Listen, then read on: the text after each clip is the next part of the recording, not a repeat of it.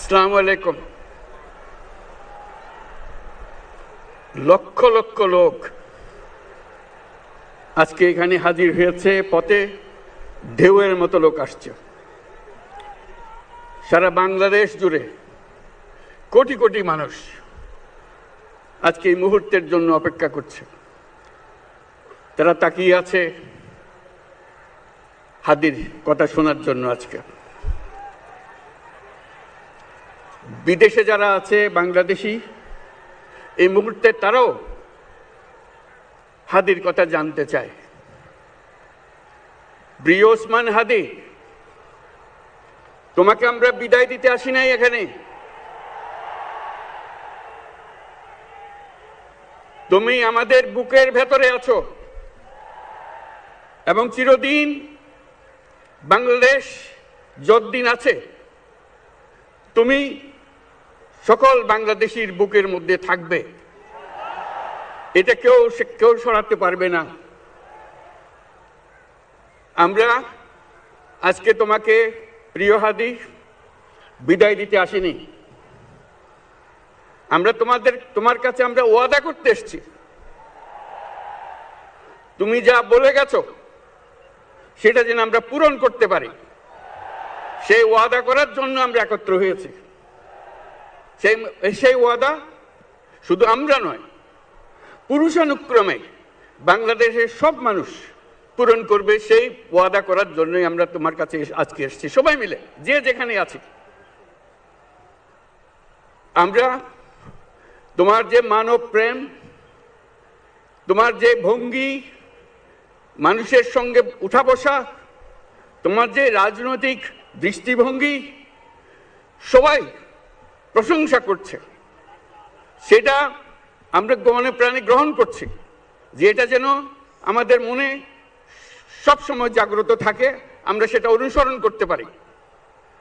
তুমি আমাদেরকে এমন এক মন্ত্র কানে দিয়ে গেছো, সেই মন্ত্র বাংলাদেশের কেউ কোনোদিন ভুলতে পারবে না এবং এই মন্ত্র চিরদিন আমাদের কানে বাঁচতে থাকবে।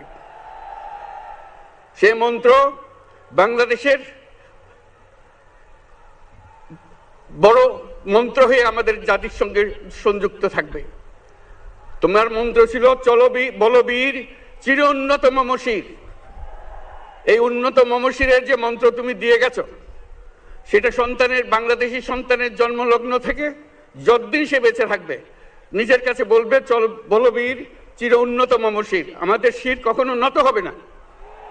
সেই মন্ত্র তুমি আমাদেরকে দিয়ে গেছো, আমাদের সব কাজে সেটা আমরা প্রমাণ করব। আমরা দুনিয়ার সামনে মাথা উঁচু করে চলবো, কারো কাছে মাথা নত করব না। সেই মন্ত্র তুমি আমাদেরকে দিয়ে গেছো, আমরা সেটা পূরণ করে যাব।